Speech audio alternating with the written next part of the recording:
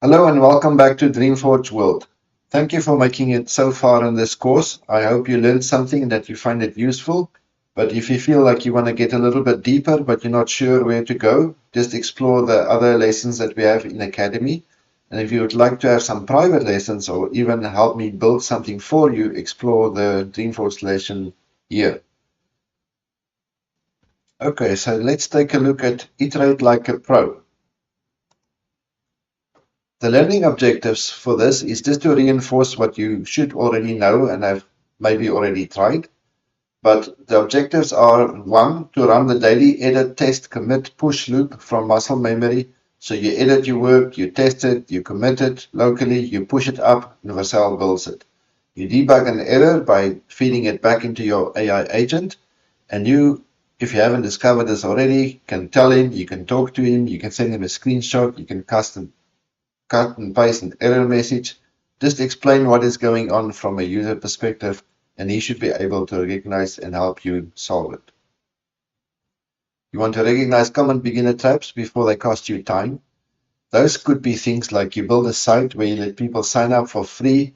The backend inference costs you time and money through API tokens, but you haven't put a payment wall or a gate in front, so people start using your tokens while they're trying a trial that might be too long and too costly before you're making any revenue. So that is an example of that kind of thing. There's many ways to prevent that, including having an invitation code, send an invite email. They have to confirm their email. This way you know that people signing up for your apps are legitimately interested in it and not a bot or a hacker or somebody that's not desirable to use your app.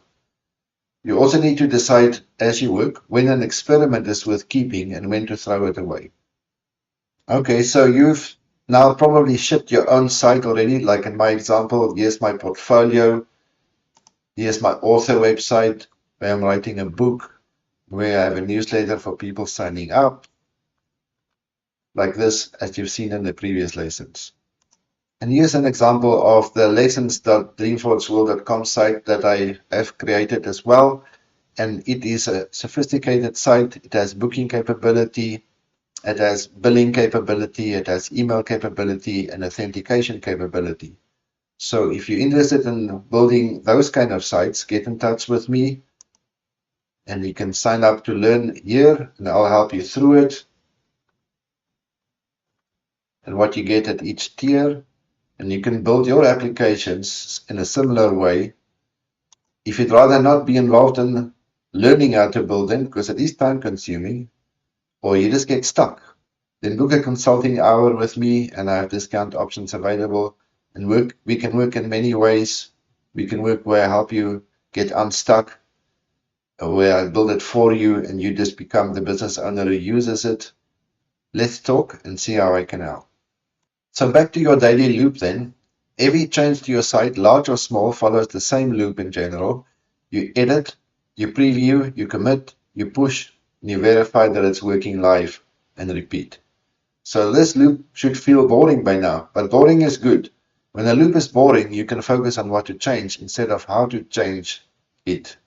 Don't take on too many changes on a live site. Make always sure that you can get back to a good stable point if you do break it, because you will. And if you have real users, you don't want to impact them. So just make sure you prepare your applications and your workflow in such a way that you can restore. And I will show a little bit of an example how that can be done. So remember, your AI agent is your best debugging partner. Errors are part of the work, that's normal. They're not a sign that you are bad at this. So the technique is you read the error. Most errors say which file and line and a short description. Pay attention to that. That's important. Know at least in which file they appear to happen.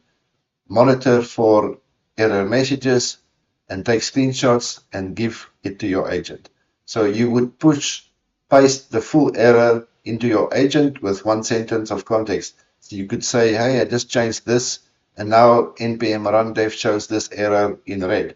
Copy that error, give it to your agent. You read what the agent responds with. You apply the fix, or you ask the agent to help you fix it, or you ask if there's more than one way to fix it. You can ask what is the best way to fix it, why this is the fix, And what is the impact of not doing this fix? Is it an optional fix? Is it a critical fix? Is it just a warning in some lint warning which doesn't break how the app actually works? But if the fix didn't work, you send a new error and repeat.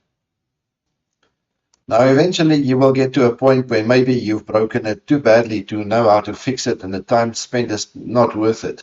So let's talk about reverting a change that you may have regret doing. So start by giving yourself this command, get status on the terminal, or ask your agent to run get status. And if you have not committed yet, you can throw away all the uncommitted changes with git restore dot. Dot means everything, like a wildcard. So reset every file in this folder back to the last commit. The dot means everything, like I said. Your last good version is restored and you can move forward again. So don't obsess with trying to fix it if you've broken it for too long. Just revert and move in a new direction and make progress. Now, if you have already committed and pushed a bad change, you can ask your AI agent, help me revert the last commit safely. The standard answer is git revert head. It creates a new commit that undoes the previous one without deleting your history. Okay, so let's talk a little bit about branches then, which is something that you can think about as an experimental playground or a safe way to make changes without breaking your production or your main branch, sometimes also called master branch. So for this course though, you will not need branches for the rest of the course, but there is the idea about them that I want to introduce to you when you start building a little bit more complicated applications. So a branch is just a parallel line of work. You can make experimental changes freely there without touching main or master.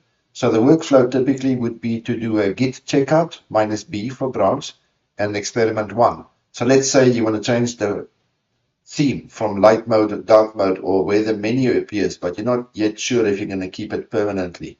So work in a branch, try it out, and if you like it, then you merge it into the main. So it becomes part of the new production, moving it forward. And if you didn't like it, you just delete the branch, make another branch, and try again. So Vercel can deploy any branch as a separate preview URL as well, which can be useful for showing a draft to a friend or a client before you merge it into the main branch. So you save this for later. For now, working straight on the main branch is fine for your personal site. I just wanted to introduce the concept. Now let's review a little bit more about the common beginner traps. Because of the branches, you don't have to feel like you have to push every 5 seconds. Each commit should be a meaningful unit of work or a feature, like a new payment item, a new menu item, the ability to bill somebody, something like that. You'll get a feel for it when a particular feature relates to a commit, and it's always good to isolate them in buckets of functionality. Think not coding, but think features functionality. So don't push every 5 seconds. Asking the agent to do things that you can do faster yourself. Sometimes you can just make an edit into a file if it's obvious what you're doing, if it was a typo. Don't waste your tokens on having the agent do it.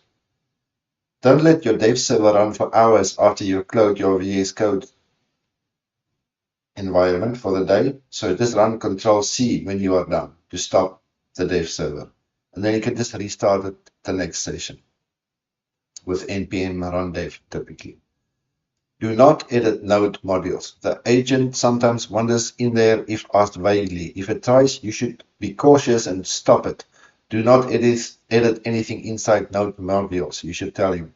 Or if he really has to do it and it's the only way it can fix the bug, you need to be really sure that that is really warranted. So not pulling from GitHub before editing on a different computer. If you ever clone the repo on a second machine, you do have to run git pull before you start editing. Otherwise, you could create conflicts, and then the system won't know what is the most recent source of the truth. Also, trusting the agent's promises about deployment. Always check the URL live yourself, and treating warnings that are yellow as errors, as red. Most warnings, like I said before, can be ignored on a personal site. So a bit of guidance on when you should keep your experiments and when you should throw them away. So ask yourself this, does the experiment make the page measurably better? or for a visitor? Does it make it clearer? Does it make it faster, more useful, more complete? Then you keep it. Are you keeping it because it was clever? Even though it adds nothing for your visitor, you shouldn't do it. Don't just build features for the sake of building features. You should be building solutions, especially if you're building it for clients. They should see the value in a particular feature, not just that it flashes or animates or glows. Yes, my logo glows, but I like it. The site is for visitors, not for you to admire. So your assignment, you're going to make 3 small improvements to your live site, one at a time, each through the full edit, preview, commit, push, verify, live loop, all the way to Vercel. So examples is a different color, an emoji that you remove, a typo that you fix, a section reordered. For instance, I spent a lot of time to decide how my icons at the top here would look, what font I like, and if the user highlights them, should they indicate a bit of movement just to show you where you are. But once you have them locked in and it adds value, in this case it shows you where you are on the nav bar, then keep it. So also experiment with deliberately breaking something small, like the delete a closing tag in a page.tsx, read the error, paste it to your agent, and follow its fix. And if you're not comfortable doing that because you think you can't restore it, remember that GitHub and git restore commands gets you there. So you will use git restore dot to undo any uncommitted change. Confirm the file is back to the last commit and continue. Do the quiz as usual on your own. Test your knowledge, mark your lesson as complete, and thank you for watching. We'll see you in the next one.